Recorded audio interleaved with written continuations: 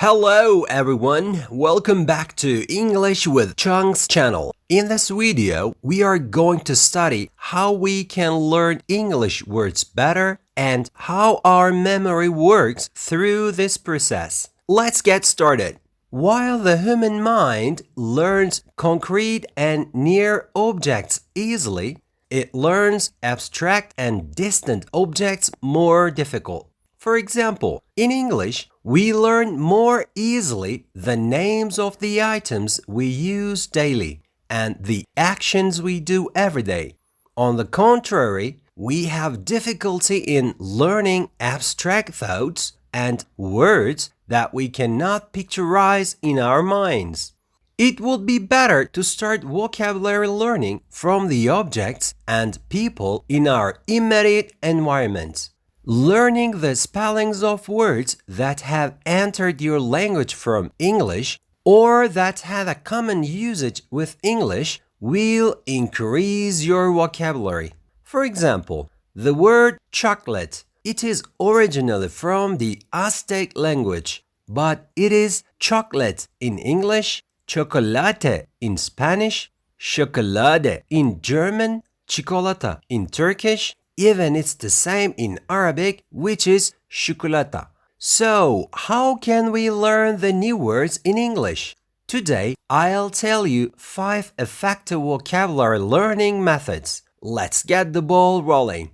The method number 1. Studying new words with their synonyms or antonyms. What's that mean? For example, we have just learned a word which is big as on the screen.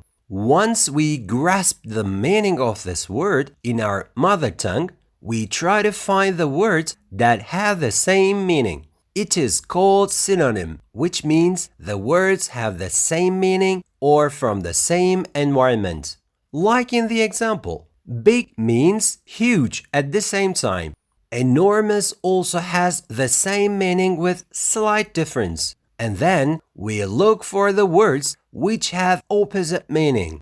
This is called antonyms. As in the example, we already know the meaning of big. The word small is an opposite word for big. Here is another one, little.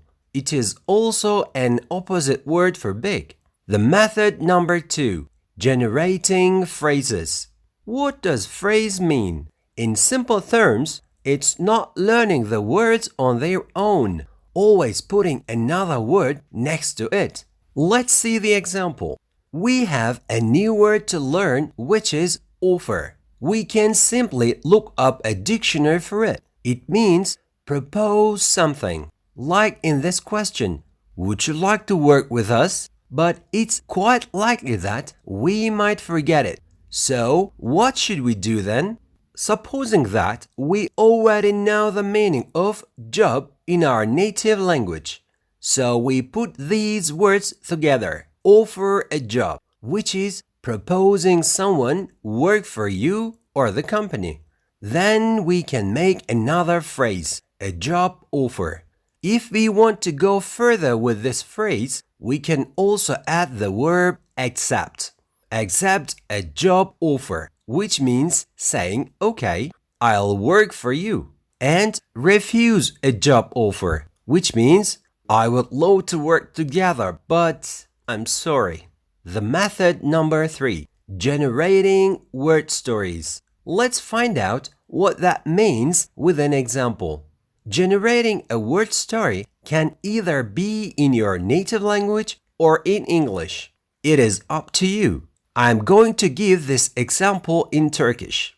Participate means join, but however hard you tried, you still have problem to memorize it. It means katılmak in Turkish. The first step for generating a story is finding out the same sounds or separating the words if it reminds you something in native language. When I separate the word like partici pate and add the latest affix tes, it becomes party seeker or lover potato. It makes sense in Turkish. Then I form a sentence. Partici patates her partiye katılır, which means The portalova potato participates every party. The method number 4, picturizing words, which means using pictures to memorize the words. Especially the words having abstract meanings are really difficult to learn or memorize. So, using pictures can sometimes be really effective in learning new words. Number 5, generating concept or mind maps. What does it mean? To put the words having almost the same meaning together, or the words belong to the same concept or meaning. For example, you want to learn the word join. If you put the words with the same meaning, you will have hit many birds with one stone. Here comes another suggestion. Instead of looking up how many meanings an English word has in the dictionary, you can look up how many English words correspond to a meaning in your native language. For example, teilnehmen is a German word which means participate, or participar, a Spanish word which has the same meaning. First, write a meaning in your own language in the middle, then put the English words around which have the same meaning. Through this way, you can learn more than one word at once. Let's add one more method, the method number 6. Studying words that appear within the same scenario. What does this mean? Let's explain it with an example.